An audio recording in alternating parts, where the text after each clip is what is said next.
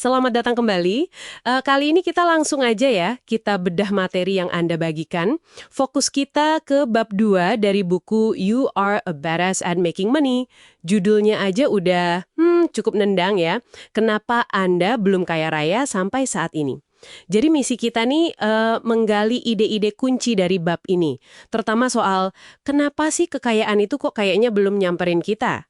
Fokusnya kuat banget ke soal pola pikir dan keyakinan kita tentang uang.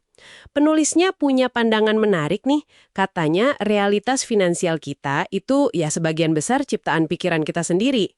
Coba kita bongkar yuk. Jadi gagasan utamanya gini nih.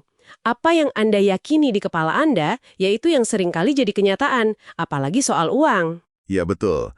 Dan yang penting itu, gimana keyakinan bahwa sadar kita bekerja. Kalau kita misalnya nih, percaya uang itu sumber masalah, atau susah banget dicari, atau wah, saya nggak pantas lah dapat banyak uang. Nah, tanpa sadar, kita malah akan, menciptakan situasi finansial yang mencerminkan keyakinan itu. Ini bukan soal kebenaran mutlak gitu ya, tapi lebih ke bagaimana persepsi kita itu membentuk pengalaman kita. Di buku itu ada contoh lucu soal penulisnya yang makan cumi goreng, tapi ngiranya cacing pas di Italia. Oh ya, saya inget itu. Nah, keyakinannya itu bikin dia mual, padahal sebenarnya dia suka banget ikan kan? Wah, itu contoh yang kena banget ya. Gimana pikiran bisa ngalahin fakta fisik gitu. Ada lagi kan contoh yang lebih saintifik mungkin ya. Dari ahli saras itu, Ramachandran. Ah iya, yang pakai cermin itu kan? Betul, buat nipu pikiran pasien amputasi, bikin dia percaya lengannya masih ada. Dan katanya rasa sakit hantunya bisa hilang loh. Itu kan nunjukin betapa kuatnya keyakinan membentuk realitas fisik kita. Nah, iya, kuat banget. Jadi kalau rasa sakit fisik aja bisa dimanipulasi oleh pikiran, gimana dengan kondisi finansial coba? Menarik pertanyaannya. Buku ini langsung narik benang merahnya ke situ, ke finansial. Penulisnya juga ngaku kok.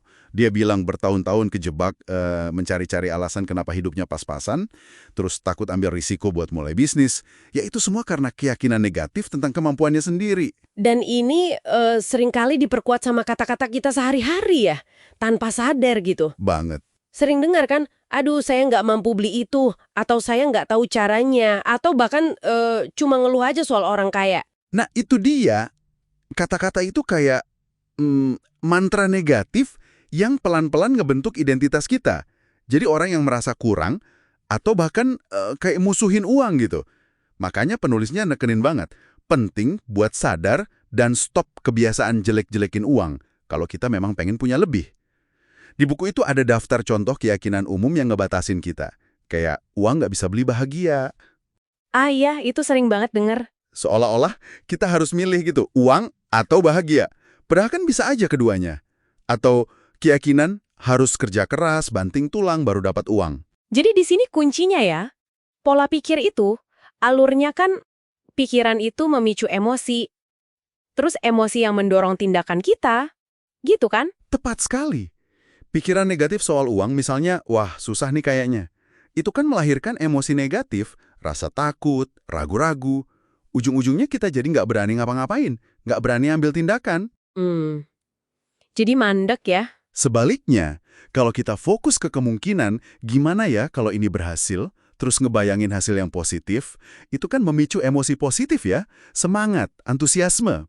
Nah, energi ini yang mendorong kita buat, berani bertindak. Bahkan untuk hal-hal yang mungkin terasa agak menakutkan awalnya. Kayak cerita penulis waktu kecil itu. Oh, yang soal sepatu Saint Nicholas itu ya? Iya, nekat naruh sepatu di luar demi hadiah, padahal takut dimarahin. Itu kan didorong keinginan yang kuat banget ya. Intinya, yaitu, secara sadar kita memilih pikiran dan kata-kata yang memberdayakan, bukan yang melemahkan. Penulisnya juga ngasih saran latihan sederhana ya. Kayak, coba kenali pikiran negatif kita soal uang. Iya, identifikasi dulu. Terus pertanyakan, bener nggak sih ini? Lalu coba tulis ulang jadi pernyataan positif yang bikin semangat. Ubah jadi... Saya ini lagi belajar dan pasti makin mahir kelola uang. Oke. Tapi kan kadang susah ya lepas dari kebiasaan atau keyakinan lama itu. Nah, penulis pakai analogi apa tuh? Dia pakai metafora jebakan monyet. Tahu kan? Monyet yang tangannya masuk kotak, ambil pisang. Iya, terus nggak bisa keluar karena nggak mau lepasin pisangnya. Nah, persis. Itu kayak kita.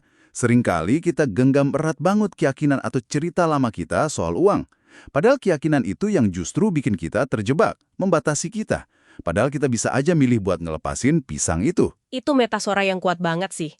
Jadi kita kayak si monyet itu ya, nggak mau lepas dari sesuatu yang sebenarnya menghalangi kita. Dan yang menarik buat direnungkan itu, kenapa sih kita kok bertahan di situ? Menurut buku ini, ada keuntungan semuanya. Atau kita jadi punya alasan buat nyalain faktor luar. Wah, ekonomi lagi sulit sih sekarang.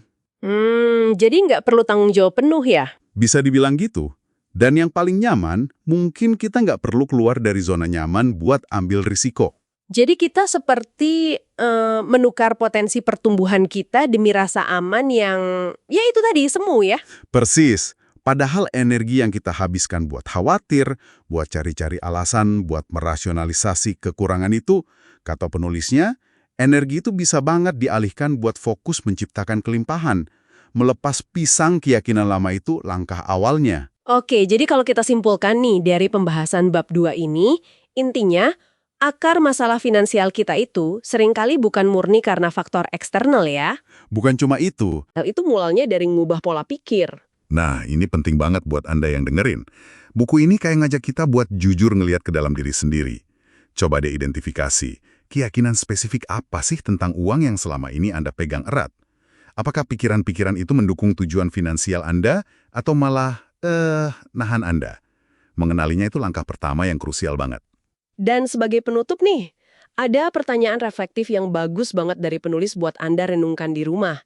Dia nanya gini, kalau saja saya mengerahkan jumlah waktu dan fokus yang sama untuk benar-benar menghasilkan uang? Sebanyak waktu yang dihabiskan buat panik karena nggak punya uang? Nah iya, apa ya yang kira-kira bakal terjadi? Coba deh, pikirkan satu aja keyakinan yang mungkin selama ini membatasi Anda soal uang. Satu aja dulu. Lalu coba bayangkan, gimana realitas finansial Anda bisa berubah kalau Anda memilih untuk melepaskan keyakinan itu? Mulai hari ini, misalnya.